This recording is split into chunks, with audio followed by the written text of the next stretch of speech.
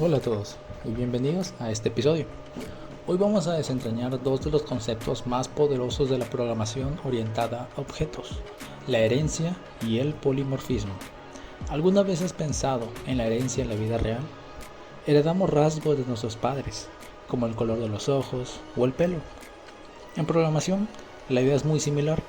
La herencia nos permite crear una clase nueva, que llamaremos hija clase o subclase, a partir de una clase existente, la clase padre o superclase.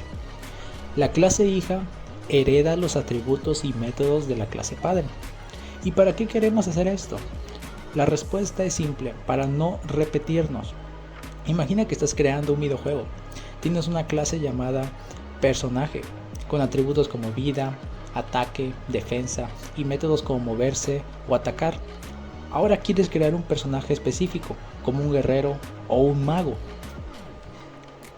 En lugar de escribir todo el código de vida, ataque, etc., para cada personaje que queramos crear, simplemente podemos hacer que guerrero y mago hereden de la clase personaje todas las características que contiene esa superclase. Esto se llama reutilización de código y es el superpoder de un buen programador.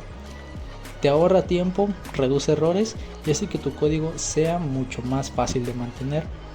En Java, la herencia se implementa con una palabra clave, extends. Por ejemplo, class guerrero extends personaje.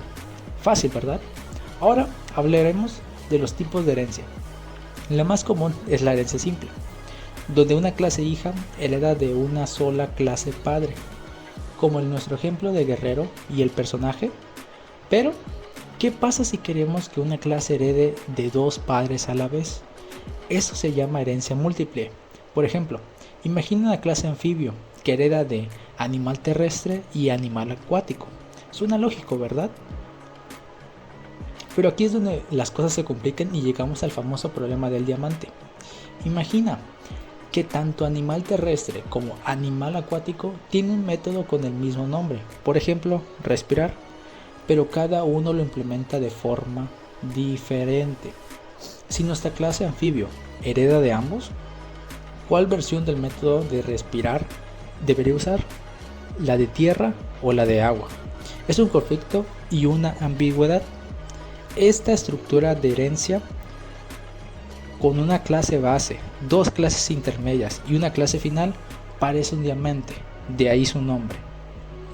Lenguajes como C++ permiten la herencia múltiple y tienen mecanismos para resolver este problema, pero puede ser muy confuso. ¿Y qué hace Java? Java toma una decisión muy inteligente. Para evitar complicaciones, simplemente no permite la herencia múltiple de clases. En Java, una clase solo puede heredar de una clase única, una clase padre. Problema resuelto. Pero espera, ¿y si realmente necesitamos ese comportamiento múltiple? Para eso, Java nos da la herramienta llamada interfaces, que nos permite simular una especie de herencia múltiple de comportamiento, pero sin el problema del diamante. Pero ese es un tema para otro video. Por ahora, quédense con que en Java usamos herencia simple. Sigamos. Cuando una clase hija de una clase padre, a veces necesitamos acceder específicamente a los miembros de la clase padre. Quizás el padre tiene un constructor que queremos usar, o un método que la hija ha modificado, pero todavía necesitamos la versión original. Para esto, Java nos da una palabra clave mágica: super. Piénsalo así: super es como llamar a tus padres por teléfono. Imagina que la clase personaje tiene un constructor que inicializa la vida y el ataque. En el constructor de nuestra clase guerrero, en lugar de inicializar esos atributos otra vez, simplemente podemos llamar al constructor del padre usando la palabra clave super. Entre comillas, vida, ataque. Esto le dice a Java: oye, clase padre, encárgate de tú inicializar estas cosas que ya sabes hacer. También podemos usar super para invocar métodos del padre.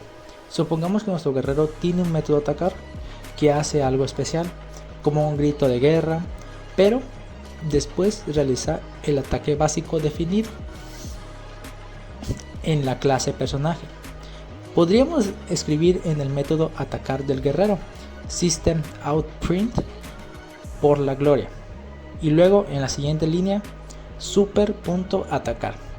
Así ejecutamos la lógica específica de la hija y luego realizamos la lógica general del padre. Una maravilla. Muy bien, ya dominamos la herencia.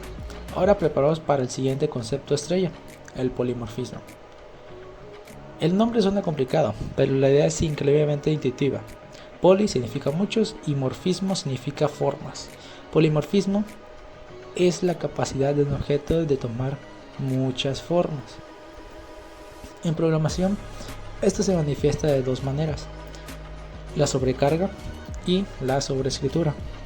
Empezamos con la sobrecarga o overloading.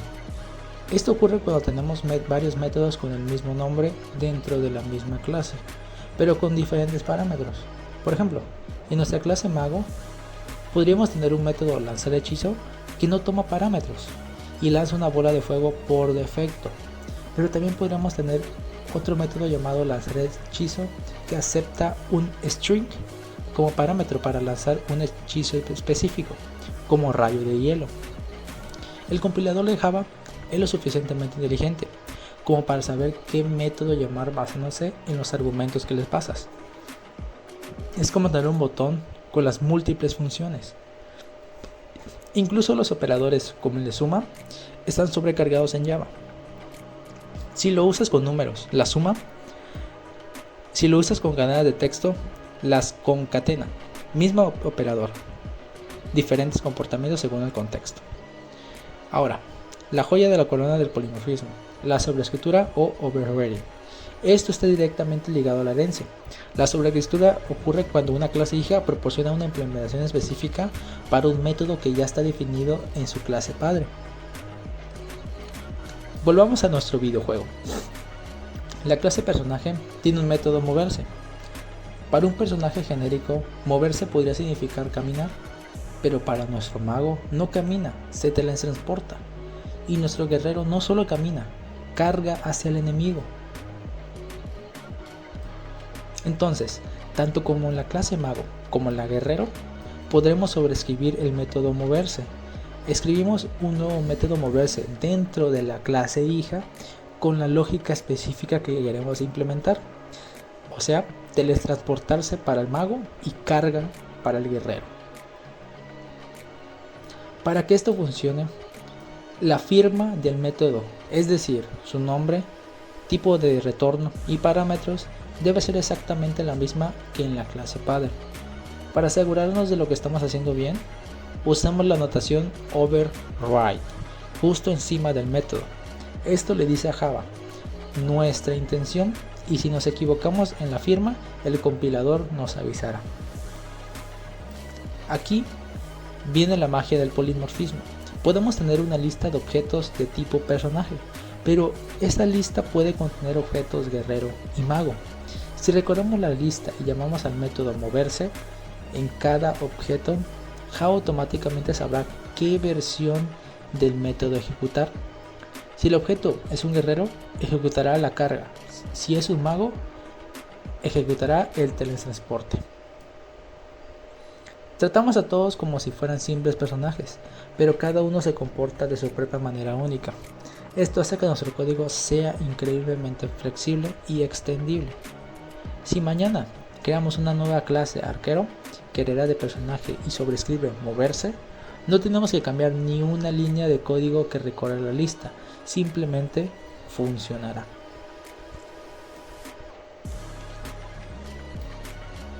En resumen, la herencia nos permite crear jerarquías y reutilizar código, evitando de esta manera la duplicidad.